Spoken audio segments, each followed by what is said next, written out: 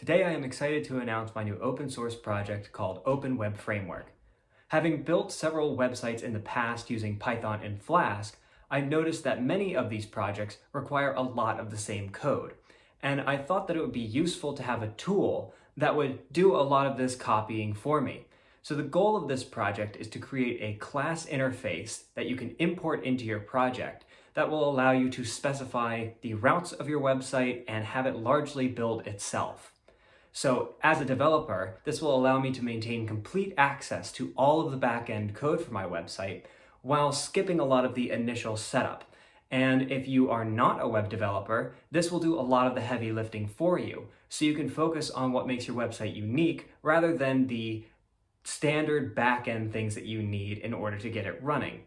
So at this moment, this project is in very early development.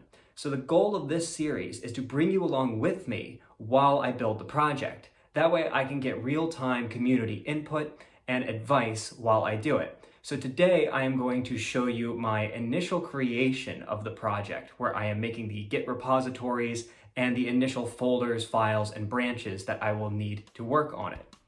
So this video is going to move very quickly, and I want to stress that it is not a tutorial.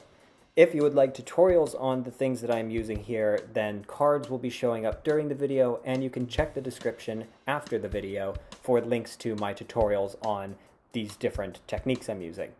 Instead, for this series, I want to focus more on the big picture overview of how I approach a project. So for today, that is going to include getting my environment ready to work in and setting up my Git repositories. For this project, I created two remote repositories, one on my private server and one on my GitHub account since it is an open source project. That's not including the local repository on my workstation.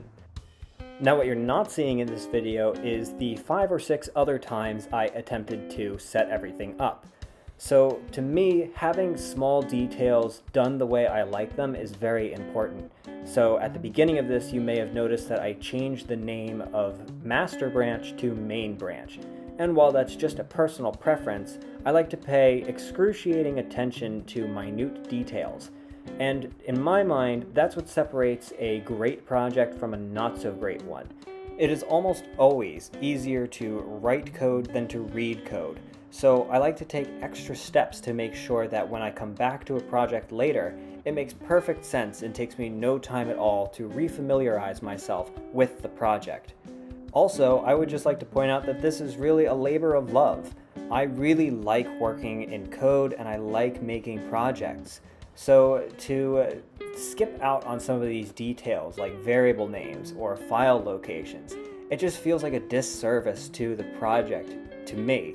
And I really want to honor the project. It's strange to say, but I really just love my work. So I want to put as much time and thought into it as possible. And if that means overemphasizing some extraneous details, well, so be it.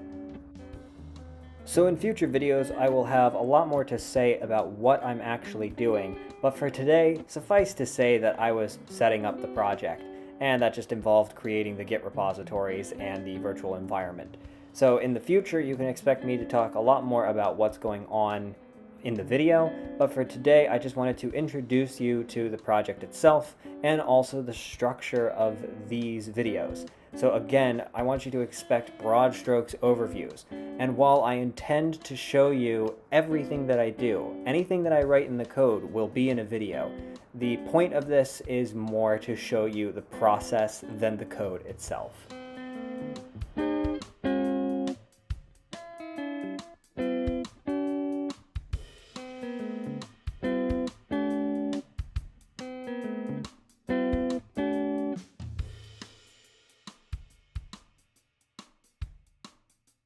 So as you can see, the project is indeed in very early development.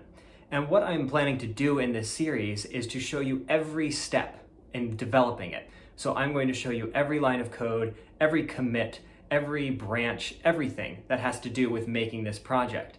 So I haven't seen a lot of content like this on YouTube, so this series is pretty experimental. So I hope you enjoyed it, and if you'd like to keep up with the project, please subscribe to the channel, and I will see you in the next update.